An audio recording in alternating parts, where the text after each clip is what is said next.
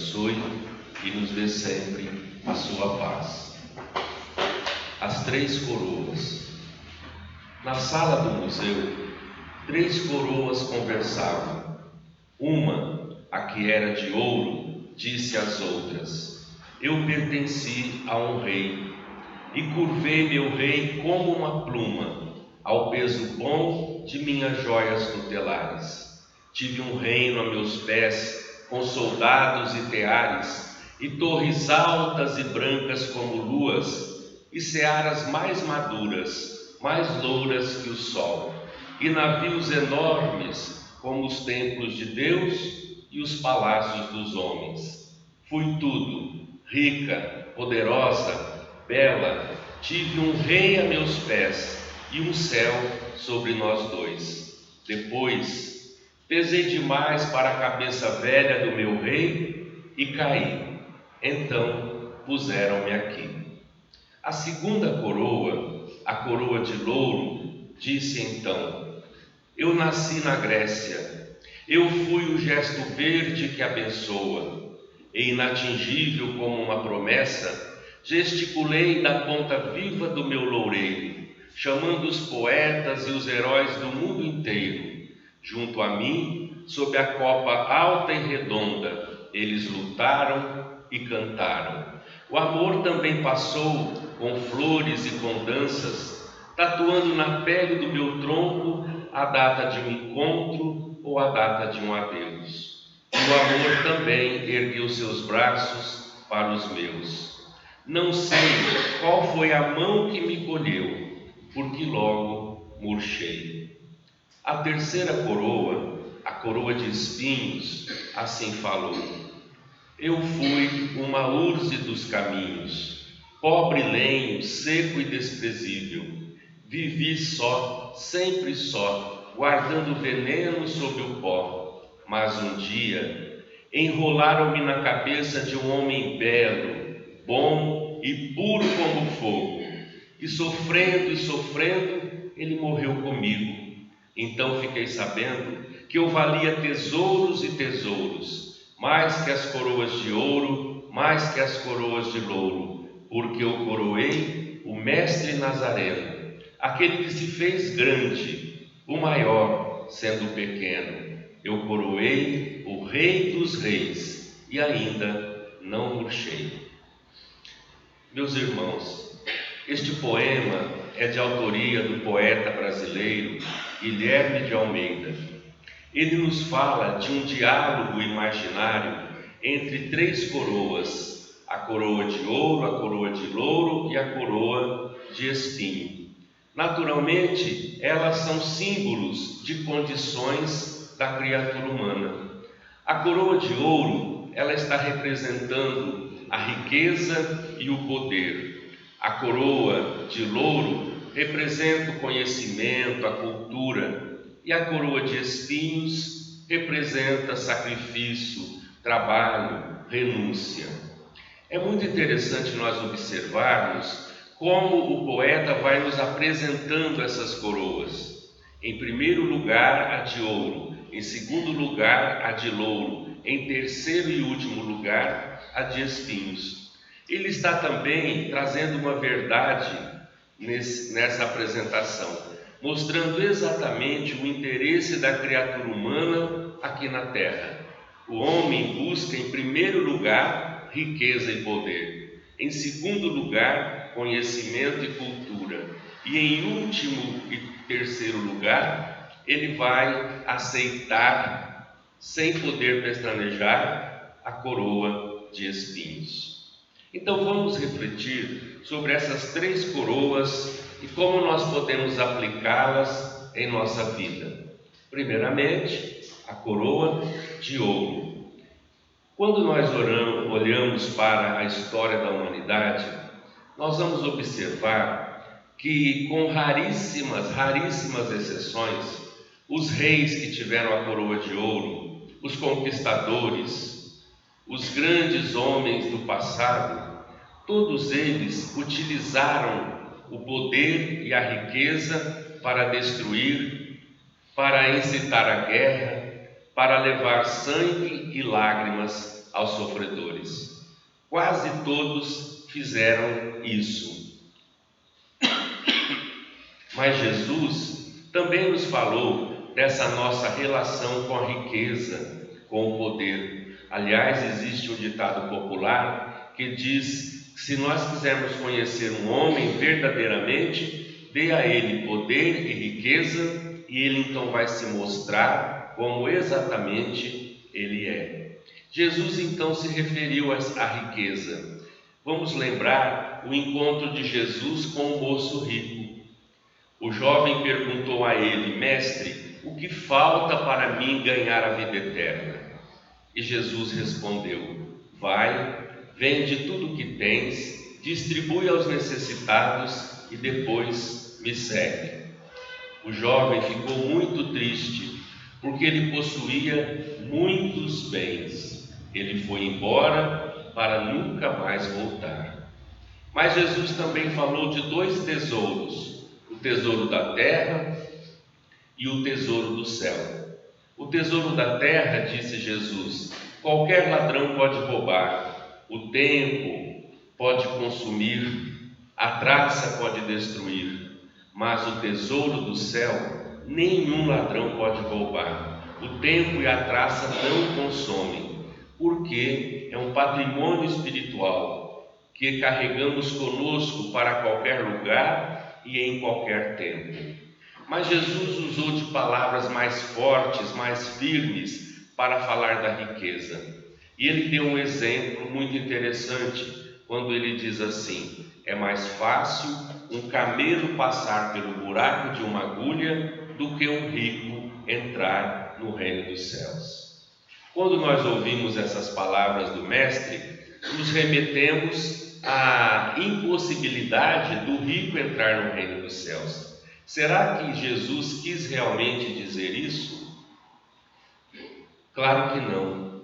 Jesus, com essas palavras, está falando da dificuldade que nós temos em lidar com riqueza, com poder. Daí essa imagem forte que ele utilizou.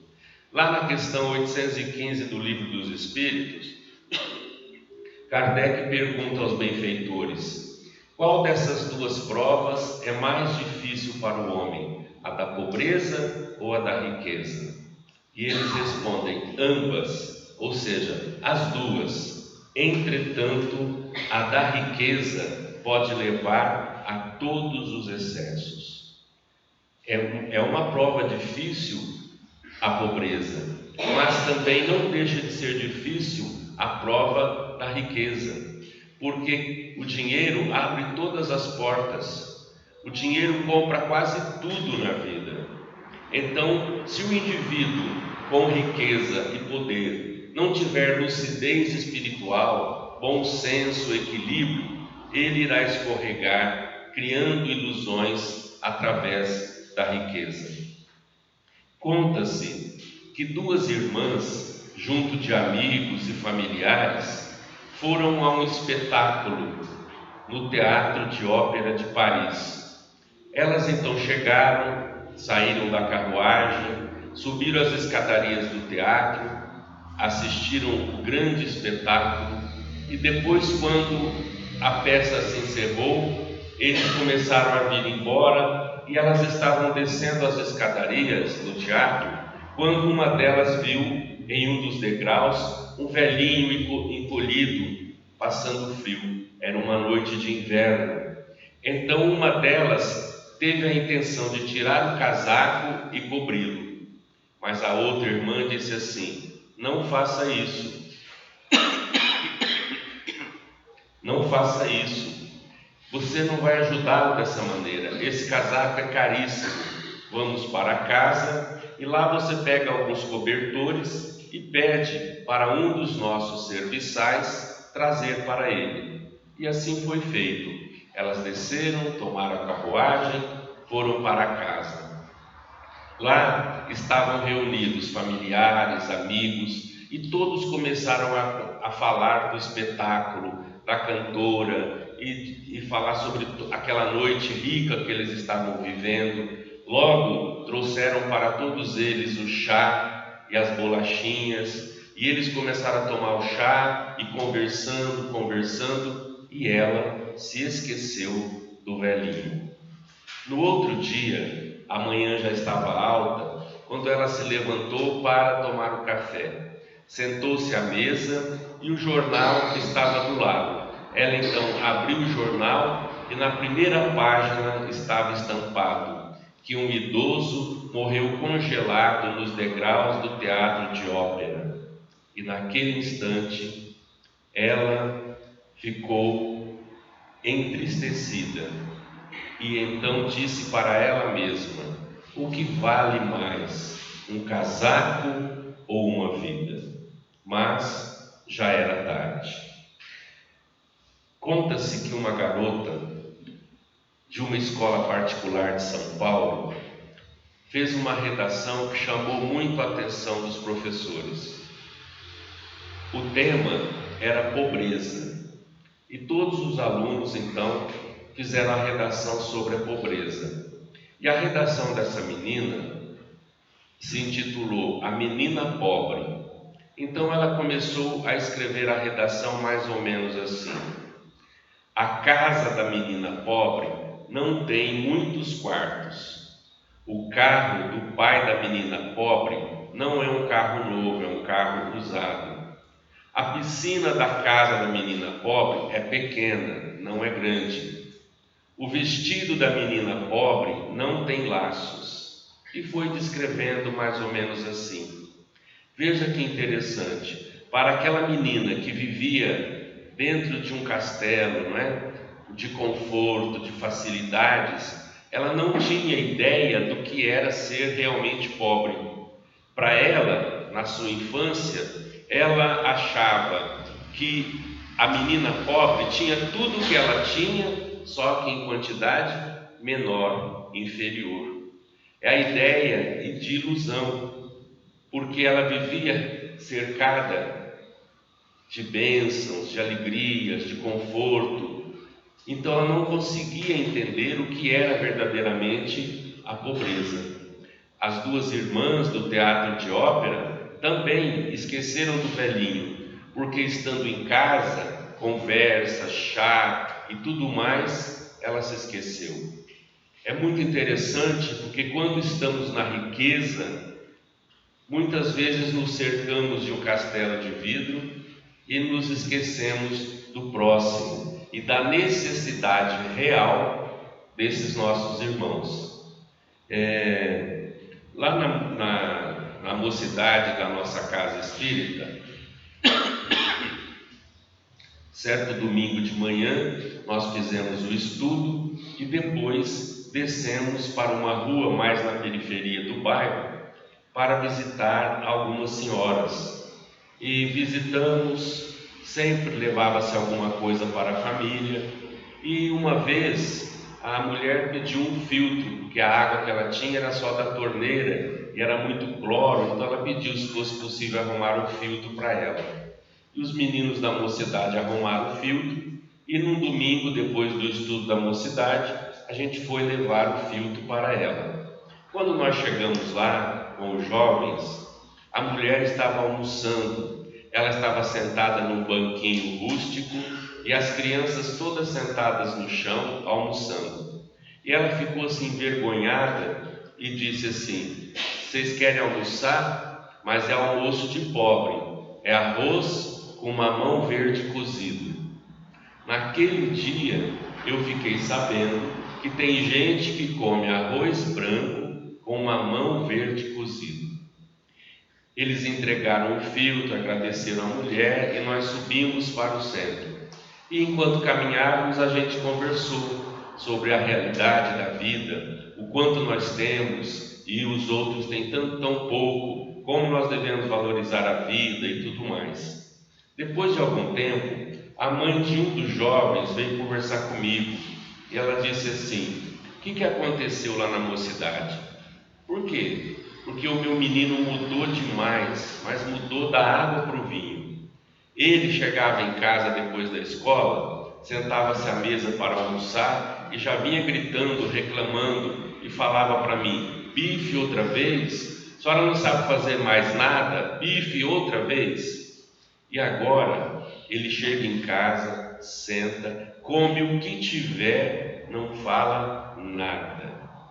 E aí eu fiquei pensando, se aquele rapaz continuasse cercado na realidade da vida dele e não tivesse ido lá, conhecido a miséria, a pobreza, ele iria crescer xingando a mãe e reclamando, bife outra vez. Mas ele foi, viu a realidade e aquilo ele refletiu, como ele estava maldizendo a vida, que era para ele uma bênção, que dava para ele bife todo dia, não é? E ele começou então a refletir sobre essa realidade. Então, me lembro da sabedoria de Chico Xavier, que falando da riqueza e do nosso relacionamento com a riqueza, o Chico disse certa vez: é melhor faltar 1 milhão do que sobrar R$ 1. Veja a sabedoria de Chico. É melhor faltar 1 milhão do que sobrar R$ 1. O que o Chico quis dizer com isso? Ele quis dizer que toda vez que sobra, nós começamos a inventar necessidades absurdas. A gente vê as atrizes nesses episódios de entrega do Oscar, de grandes acontecimentos artísticos, elas vão vestindo um vestido de 80 mil, 120 mil dólares.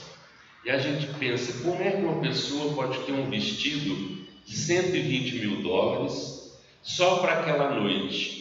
Porque inventaram o negócio, e eu acho que foi mulher que inventou, que não pode repetir o vestido, não é? Não pode ir com o vestido na outra festa, não pode, tem que ser um vestido novo. Então aquele vestido é só para aquela noite. E aí eu me lembro de um estilista, Jorge Armani, que disse assim: o luxo é a necessidade de quem não tem necessidade. O luxo é a necessidade de quem não tem necessidade. Então, quando o indivíduo tem tudo, quando uma atriz ganha milhões de dólares por ano, ela começa a criar e inventar necessidades, porque ela já tem tudo. Então, para ela, um vestido de 120 mil dólares não é nada, é apenas a sua vontade.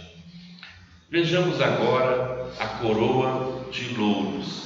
Ela representa o conhecimento, a cultura, e sem dúvida, o conhecimento, a cultura é muito importante para nós. O conhecimento é tão importante que Jesus se referiu a ele, quando ele disse: conhecereis a verdade e a verdade vos libertará. Jesus então está dizendo que para nós conhecermos as verdades, nós temos que buscar, nós temos que estudar, nós temos que ler. É importante então o conhecimento, sem dúvida. Mas existe um ponto muito perigoso para quem tem muito conhecimento e muita cultura. O indivíduo pode cair na vaidade. Ele pode ser uma biblioteca ambulante. Ele vai achar-se melhor do que os outros. Por ele ter muito conhecimento, ele vai achar que ele é melhor que os outros. Quando na verdade, o conhecimento, quando se tem, é para ser compartilhado. É para fazer deste recurso mecanismo de ajuda, de auxílio às demais pessoas. Mas muitas vezes o indivíduo se torna um homem teórico, conhece muito, mas não tem compreensão na vida. Sabe de muitas coisas, mas não sabe compreender a dor e a dificuldade. Conta-se que um homem muito culto iria atravessar de uma ilha para o continente, um pequeno percurso através do mar. E ele então contratou um barqueiro. Ele entrou no barco e começaram a fazer a travessia. E esse doutor começou a falar com o barqueiro e falou do progresso, da política do Brasil, da política internacional, dos meios de negócios do mundo inteiro, e foi falando, e o barqueiro mudo, né? Porque ele não entendia nada do que ele estava falando. E o homem continuou falando. De repente, um vento começou a soprar, foi ficando mais forte, nuvens carregadas começaram a chegar, o barco começou a balançar, as ondas se agitavam, entrou água no barco, e aquela dificuldade, e o homem assustado. E aí o barqueiro perguntou assim: o doutor sabe nadar? Por quê? Porque ele podia ter todo o conhecimento do mundo, se naquela hora ele não soubesse nadar, estava perdido, não é? Então, às vezes a gente encontra pessoas de muita cultura, de muito conhecimento, mas eles não conseguem ter, por exemplo, a compreensão que às vezes uma pessoa muito simples tem. Há homens com muito conhecimento que, diante de uma situação difícil, se desesperam. E às vezes uma mulher do povo, uma senhora analfabeta, tem uma compreensão, olha as coisas com entendimento da alma. Então o conhecimento é importante, mas nós precisamos compartilhar. E nós espíritas não podemos ser espírita de gabinete, só estudar. O livro dos Espíritos decora, as obras de André Luiz sabe tudo, estuda, mas fica preso no gabinete, sem transformar isso tudo em atividade no bem. O Chico Xavier nos deu o exemplo, o maior médium que a gente tem conhecimento, um homem que podia ficar quietinho na casa dele psicografando, mas ele saía e ia em encontro do povo, atendia aquelas mães sofredoras, fazia o que ele chamava de peregrinação, ia nos bairros carentes de Uberaba, levava alguma coisa, atendia aquelas famílias necessitadas. Então, nós não podemos ser espíritas de gabinete, homens teóricos, porque Jesus precisa de homens de ação. Dona Luísa tinha a receita de uma torta que todo mundo adorava, os parentes, os vizinhos, as amigas dela, só que ela não dava a receita para ninguém, é só ela que sabia, só ela que fazia, e as pessoas pediam e ela nada, se negava completamente. Mas um dia aconteceu para Dona Luísa o que acontece para todos nós, ela morreu, e com ela morreu a receita, não é? Ninguém aprendeu a fazer a torta. E aí a gente fica pensando, a Dona Luísa ficará esquecida. Agora, se ela tivesse compartilhado a receita, ela ficaria imortalizada. Porque a dona de casa, quando ela vai receber uma receita de alguém, ela põe assim: torta da Dona Luísa, pão, não é assim? Então, se ela tivesse passado a receita, todo mundo teria anotado torta da Dona Luísa, e ela seria lembrada. Mas como ela guardou para si, no egoísmo, não compartilhou, ficou naturalmente esquecida. Então, meus amigos, Jesus precisa de homens de ação, de homens que estendem as mãos no socorro e no auxílio. Tanto é que Jesus disse assim: toda vez que fizeres a um desses pequeninos, é a mim que fazeis. Então Deus ajuda o homem através de outro homem, e Jesus auxilia os outros através das nossas mãos. Então, conhecimento é importante, mas a ação no bem é mais. Conhecimento é importante, mas nós precisamos compartilhar. E mais uma vez, a sabedoria de Chico Xavier, com referência à cultura, ao conhecimento, ele disse assim: quem sabe pode muito, mas quem ama pode muito mais. Veja que beleza esse pensamento do Chico, né? Quem sabe pode muito, mas quem ama pode muito, muito mais. Vejamos agora a última coroa, a coroa de espinhos. Ela significa trabalho, renúncia, sacrifício. É a coroa que ninguém quer, né? Que nós fugimos dela. Emmanuel escreveu através de Chico Xavier: só ajuda realmente quem renuncia. Veja só que interessante. Só ajuda realmente quem renuncia. E o Espírito Irmão José, através do Bacelli, escreveu assim: não são os grandes oradores, não são os grandes pensadores, não são os grandes artistas que mantêm a vida na terra. Quem mantém a vida na terra são as mães e os pais que renunciam em favor da família. E isso é uma grande verdade, não é? Por isso que Emmanuel diz que só ajuda realmente quem renuncia. Quando a gente olha as mães, quanto as mães renunciam em favor do filho, elas esquecem de si para pensar no filho. Quantos pais também deixaram de lado um projeto, um sonho que tinham para pensar na família, no equilíbrio do lar. Então, quem sustenta a vida no planeta realmente é quem renuncia.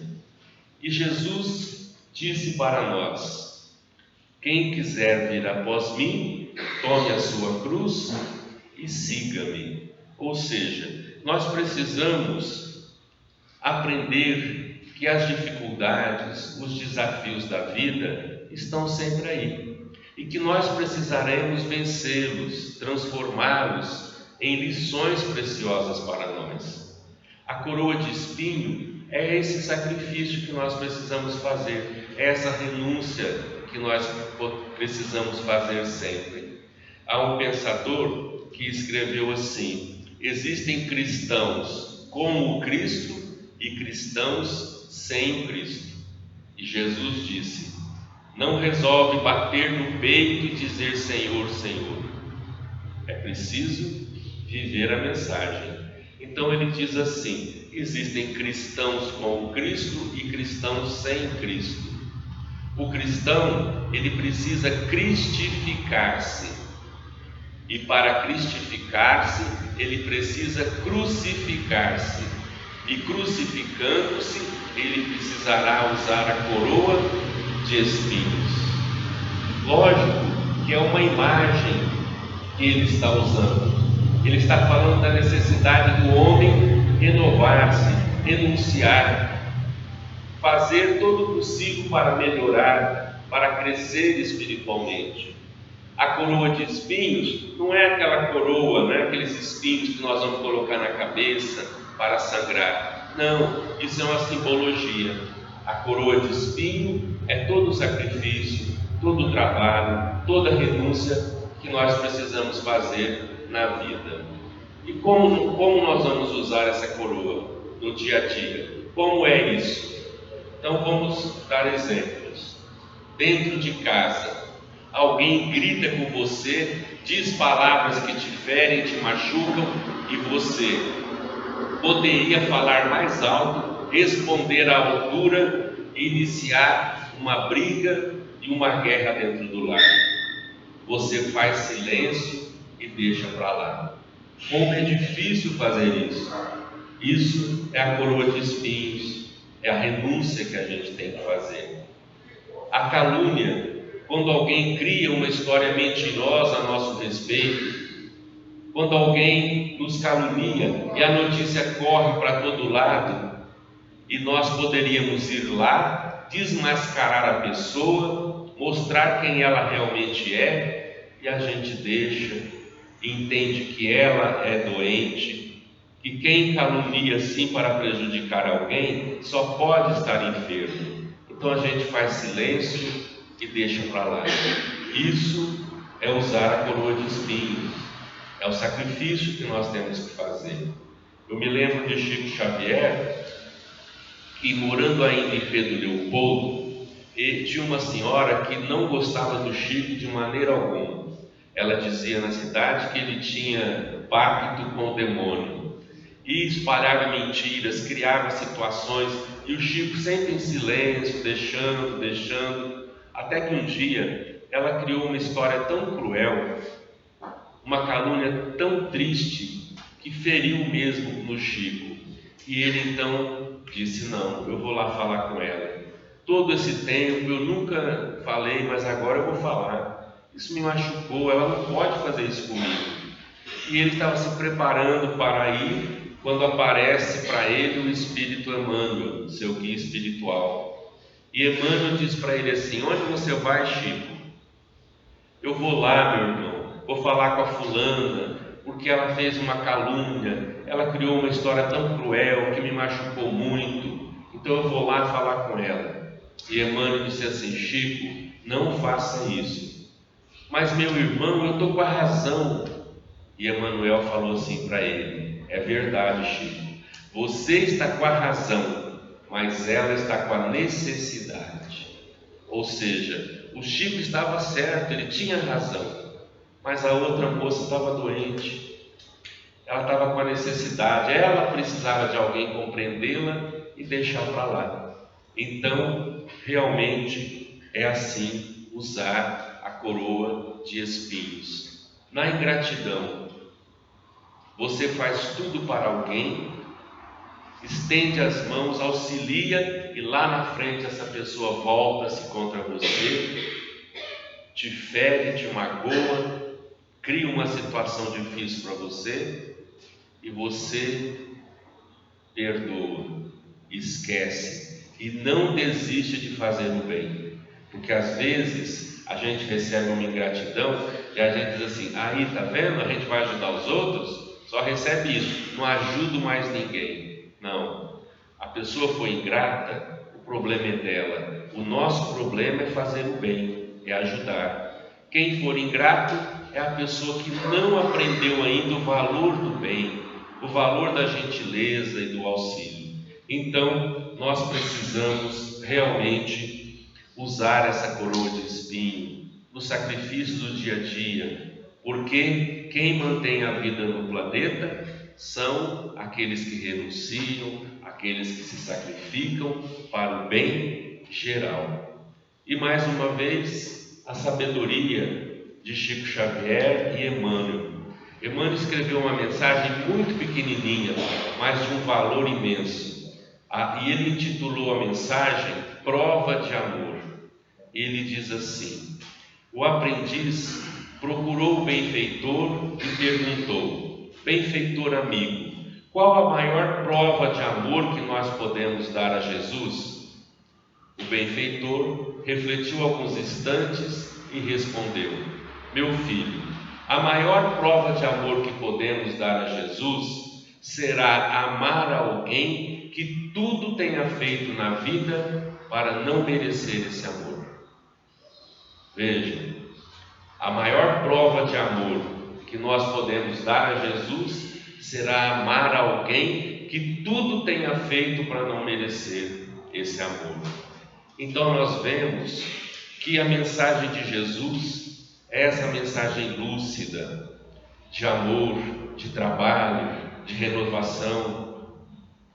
Há homens que passaram pela terra e que ainda passam ostentando a coroa de ouro. Quase todos resvalam no caminho, nas ilusões do que o dinheiro cria. Há homens que passam também ostentando a coroa de louro, buscam conhecimento, cultura, mas se fazem indiferentes.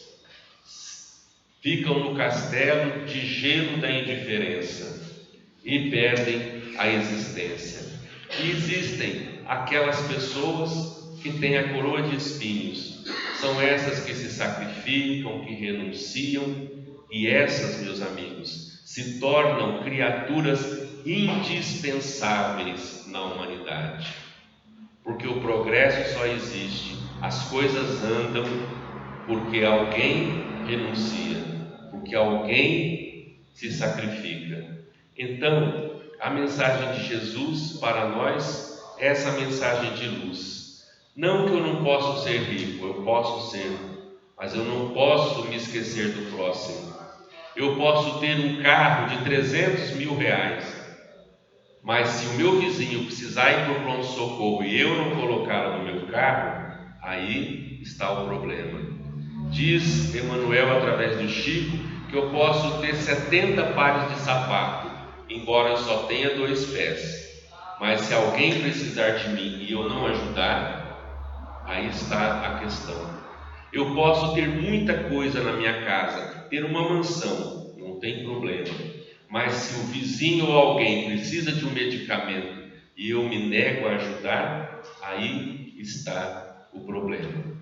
Então, que nós possamos refletir juntos na mensagem de hoje e que possamos buscar esse entendimento que mais vale o amor, mais vale a renúncia, o trabalho, a paciência no dia a dia. Tudo isso representa a coroa de espinhos, que é o maior tesouro, como diz Guilherme de Almeida. A coroa de espinhos vale mais que todas as de ouro, que todas as de louro.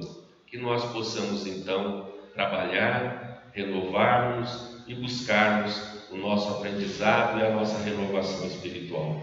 Que Jesus nos abençoe.